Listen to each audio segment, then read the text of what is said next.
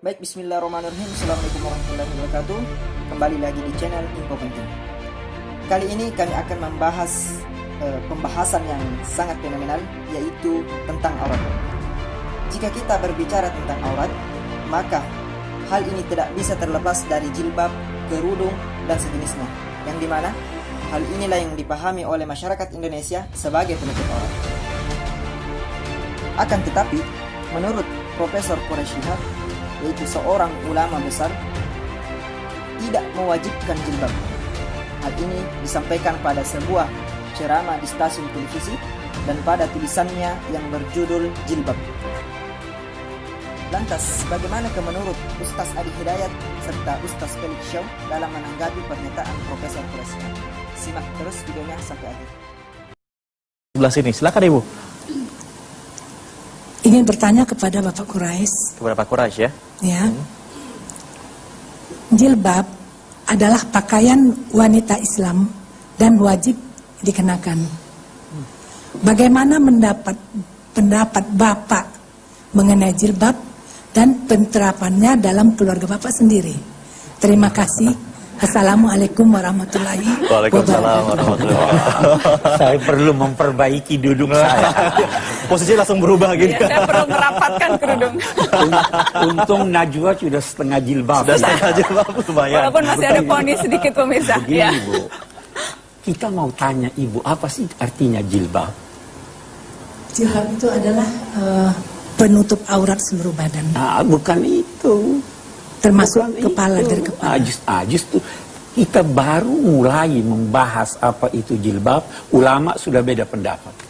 Ada yang katakan kerudung, ada yang katakan baju lebar dan sebagainya.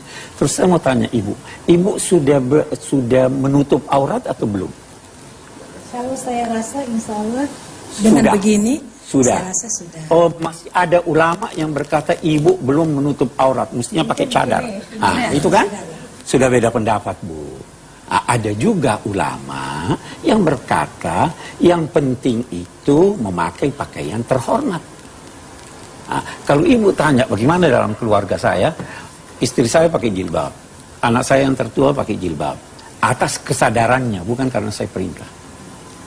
Anak saya itu yang paling kecil itu yang di kedokteran, itu udah mau pakai jilbab, tapi saya bilang sadar dulu. Saya beranggapan jilbab baik, tetapi jangan paksakan orang pakai jilbab, karena ada ulama yang berpendapat bahwa jilbab tidak wajib. Ada ulama yang berkata wajib menutup aurat, sedangkan aurat diperselisihkan oleh ulama. Apakah itu aurat? Nah, itu yang pertama, Bu. Yang kedua yang perlu kita garis bawahi bahwa ini orang pakai jilbab sejak tahun berapa tahun ini? Kira-kira 20 tahun, 30 tahun belakangan ini. Di Indonesia? Di Indonesia, ya toh. Dulu itu istrinya Buya Hamka pakai jilbab atau tidak? Tidak. Tidak. Ya kan? Aisyah pakai jilbab atau tidak? Muslimat pakai jilbab atau tidak? Tidak. Itu pertanda bahwa sebenarnya ulama beda pendapat. Nah, kita ingin orang pemakai jilbab itu dengan penuh kesadaran. Saya kira itu, Bu. Dan kita perlu tambahkan jilbab ini perlu untuk anak-anak muda. Kalau yang sudah tua sudah nggak dilihat-lihat orang. Seperti dalam sudah Anur ya Pak ya, Anur 60 yang mengatakan boleh menanggalkan pakaian luarnya katanya ya. Ya, yang penting begini, Bu, pakaian terhormat. Pakaian terhormat Pakaian itu mungkin yang terhormat. inti dari Itu hemat saya. jilbab Begitu. menurut Pak Quraish Ya, begitu ya. berjilbab baik, bagus, tetapi boleh jadi sudah melebihi apa yang dikehendaki oleh Tuhan. Oke. Baiklah Pak Quraish, jangan kemana-mana. Ibnu Abbas dengan Ibnu Mas'ud itu ketika membahas tentang jilbab itu berbeda pendapat. Ibnu Mas'ud berpendapat bahwa aurat perempuan seluruh tubuhnya bahkan kemudian wajahnya itu aurat sehingga harus ditutup dengan jilbab. Itu pendapatnya Ibnu Mas'ud. Ibnu Abbas berpendapat sebagaimana ulama-ulama yang lain bahwa yang namanya aurat wanita itu seluruh tubuhnya juga kecuali wajah dan telapak tangan. Telapak tangan bolak-balik. Nah, berarti yang harus ditutup adalah semua kecuali wajah dan telapak tangan. Mereka berbeda dalam memahami aurat perempuan, karena itu berbeda dalam memahami bagian mana yang harus ditutup dengan hijab atau jilbab atau kerudung tadi. tapi mereka tidak ada perbedaan Bapak Ibu sekalian, tidak ada perbedaan saudara-saudara sekalian, om dan tante sekalian, kakek dan nenek sekalian, bahwa hijab itu wajib, bahwa menutup aurat itu wajib, bahwa perempuan tuh punya aurat. Ini penting banget. Jadi kalau ada orang yang selama ini mengatakan ulama-ulama berbeda pendapat, ulama yang mana? Jadi kalau dia mengatakan bahwa para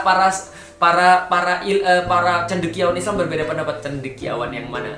Lalu kemudian kalau dikatakan tapi itu anaknya ustadz ini juga nggak kerudungan, itu anaknya kiai ini juga nggak kerudungan, itu anaknya penafsir Quran ini juga nggak kerudungan. Kan sudah saya bilang, jangan menjadikan orang-orang sebagai sumber hukum. Sumber hukum kita ya Al-Quran dan Sunnah.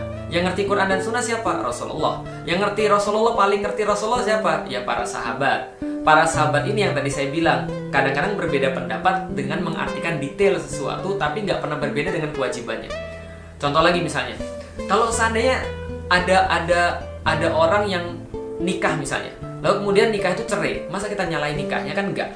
Kalau ada orang yang kerudungan, lantas kerudungannya itu kemudian tetap salah, apakah kemudian kerudungannya yang salah? Enggak, orangnya yang salah. Perbuatan salah itu yang harus kita perbaiki. Tapi balik lagi, berarti tidak ada perbedaan di sini sama sekali.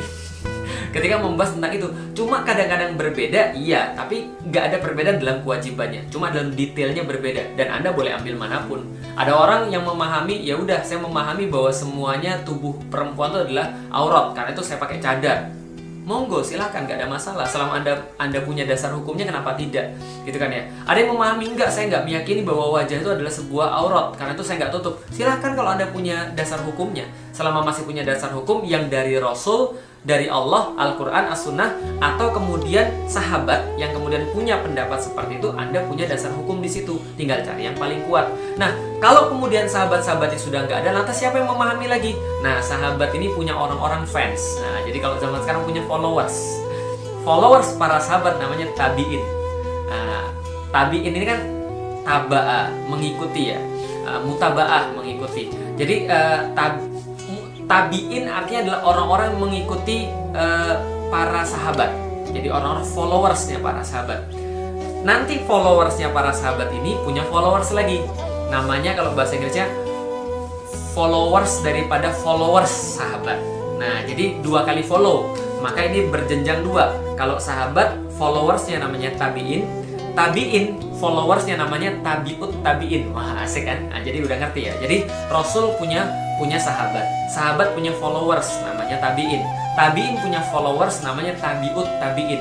3 generasi ini, tabi'ut tabi'in, lalu tabi'in, lalu kemudian sahabat. Ini 3 generasi terbaik.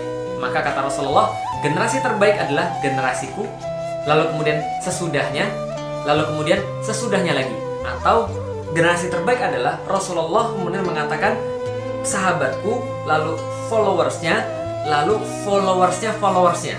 Dan kalau kita mengatakan bahwa tentang masalah menafsirkan Al-Quran, maka inilah generasi yang paling tahu tentang bagaimana cara menafsirkan Al-Quran, paling keren, paling bagus, paling pas, paling cerdas, paling hebat, paling pinter, paling ya pokoknya paling jitu lah pokoknya, paling sesuai dengan apa yang Allah dan Rasul inginkan.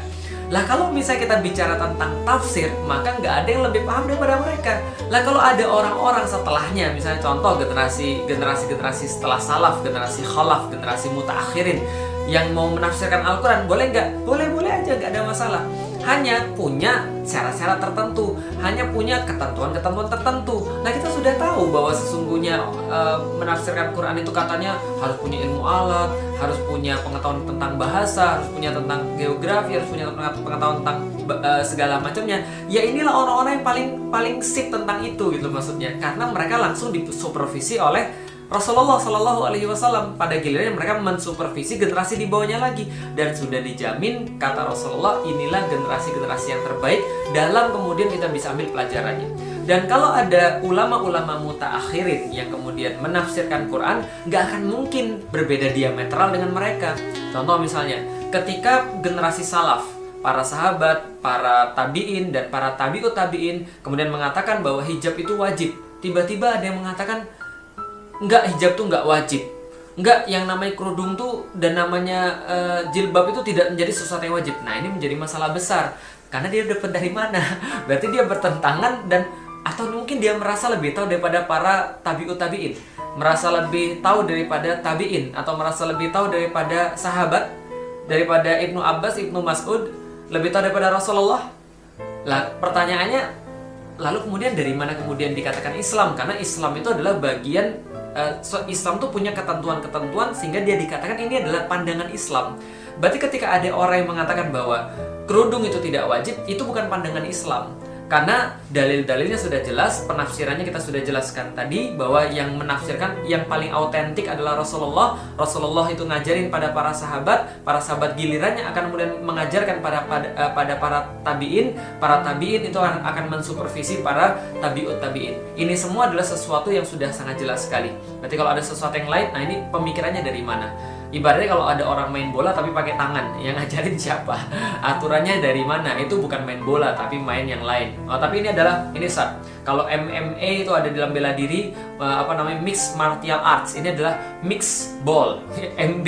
Ya terserah. Berarti itu bukan pandangan Islam lagi, gitu kan ya. Tapi pandangan sesuatu yang lain. Anda bisa bilang ini adalah pandangan liberal. Anda bisa bilang ini adalah pandangan orang-orang yang tidak puas terhadap agama. Silahkan. Tapi jangan bilang bahwa ini adalah pandangan Islam. Mengenai kemudian budaya, Islam sangat bersahabat dengan budaya. Selama budaya itu tidak kita jadikan sebagai sesuatu yang berada di atas syariat. Tapi budaya itu letaknya di bawah syariat. Kalau gampangnya gini, budaya itu kan adalah cara manusia untuk memenuhi keperluan hidupnya, atau bagaimana cara dia berinteraksi dengan alam, lalu kemudian untuk kemudian memenuhi sesuatu tujuannya. Contoh kayak gini, sholat itu syariat. Pakaian untuk sholat itu adalah budaya. Maka ketika kita sholat bisa pakai sarung, kita bisa pakai celana jeans, kita bisa pakai jubah, kita bisa pakai apalagi misalnya, bisa pakai ya apapun asal menutup aurat sesuai dengan syariat, itu budaya. Contohnya lagi misalnya, apalagi berdoa itu adalah suatu syariat, tapi cara kita berdoa itu bisa jadi budaya. Contoh misalnya, apakah kita berdoa dengan melirihkan suara, atau kemudian dengan cara berkumpul bareng-bareng dan mengeraskan suara, itu bisa jadi bagian daripada budaya. Tapi doanya adalah bagian daripada syariat. Berarti budaya selama syariat itu tetap berada di atasnya nggak ada masalah. Berarti sudah jelas teman-teman sekalian, kita agak sulit menerima kalau ada orang yang mengatakan bahwa jilbab itu tidak wajib, kerudung itu tidak wajib, hanya karena mengatakan itu kan penafsiranmu, kamu terkungkung dalam penafsiran tekstual. Kalau saya penafsiran kontekstual, salah, itu bukan penafsiran, itu namanya ngawur. Jadi ngawur itu adalah ketika Anda tidak pakai aturan dalam mengartikan sesuatu, dalam melihat pada satu sudut pandang, itu namanya ngawur. Karena semua itu punya kerangkanya, Islam juga punya kerangkanya. Dan kalau misalnya kita begitu, ya taruhlah gini deh, kalau semuanya mau dipakai begitu, ya nggak usah ada syariat aja. Ya besok-besok sholat juga bisa dikatakan begitu. Oh, sholat itu tergantung geografinya dan tergantung waktunya. Berarti kalau zaman dulu di masa Arab itu ya, namanya sholat itu kenapa ada sholat 5 waktu? Karena waktu itu panas banget. Karena berdasarkan pergantian matahari, dan matahari itu menandakan waktu. Karena sekarang sudah ada handphone, sudah ada jam, ya kita bisa untuk apa aja sholat terserah kita. Oh, dulu tuh 2 rakaat tuh karena orang baru bangun tidur jadi capek. Jadi kalau misalnya kita nggak bangun tidur atau ada orang shift, dia sholat yang harus 2-nya adalah sholat maghribnya, karena dia pulang kerjanya jam 1 pagi misalnya, sehingga ketika dia tidur dia nggak usah sholat asar, dia nggak usah sholat zuhur, dia sholat maghrib aja, itu anggap aja kayak subuh. Ya nggak bisa gitu. Kalau misalnya semuanya kita pakai dengan cara kayak tadi, nggak ada syariat di dalam Islam. Terakhir, saya menutup ini pada saudari-saudari muslimah yang saya perhatikan karena Allah Subhanahu wa Ta'ala. Saya jadikan Anda bagian dari saudari saya dalam kehidupan dunia dan akhirat. Saya mohon kepada Anda, dan semoga Allah menyaksikan apa yang saya sampaikan ini. Berubahlah dan jadilah lebih baik. Jadikanlah Allah mencintai Anda dengan cara menaati apa yang Allah kemudian perintahkan kepada Anda. Jika cinta Allah sudah Anda dapatkan, maka kemudahan dalam kehidupan akan Anda raih. Jangan sampai Anda kenakan jilbab saat Anda diwafatkan menghadap pada Allah Subhanahu wa Ta'ala. Karena setiap perempuan muslimah ketika wafat, maka dia akan mendapatkan kain kafan tambahan untuk jilbabnya. Saya bermohon kepada Allah, semoga kain itu tidak dikenakan ketika Anda terbuai dengan kain kafan. Semoga kain itu tidak dikenakan ketika Anda dalam keadaan wafatnya. Semoga itu tidak dikenakan ketika Anda berubah status jadi almarhumah dan jenazah. Karena itu, pada teman-teman yang akhwat, perempuan, ayo yang belum pakai kerudung, belum pakai jilbab, secara bertahap. Orang tuanya mendoakan untuk anaknya, mengarahkan yang terbaik, dan berikan motivasi dan hukum-hukum itu sesuai dengan konsekuensi-konsekuensinya. Nah, kalau pakai itu, kamu akan lebih disayang. Nah, kalau pakai itu, kamu akan semakin dapat rahmat Allah. Nah, kalau pakai itu, kamu akan aman. Nah, kalau pakai itu, papa dan mama lebih sayang dengan kamu. Yang lebih penting, nah, kalau kamu pakai itu, besar kemungkinan papa dan mama masuk surga dengan amalan kamu. Mama papa tidak meminta apapun dari kamu. Telah berusaha, tapi mohon bantu papa dan mama untuk diringankan hisabnya oleh Allah Subhanahu wa Ta'ala. Itu kalimat paling indah. Jangan sampai ada perempuan membuat heran malaikat maut ataupun membuat heran malaikat mungkar dan nakir ketika mulai ditanya di alam kubur. Kamu kan dulu tidak pakai jilbab, kenapa sekarang berkerudung?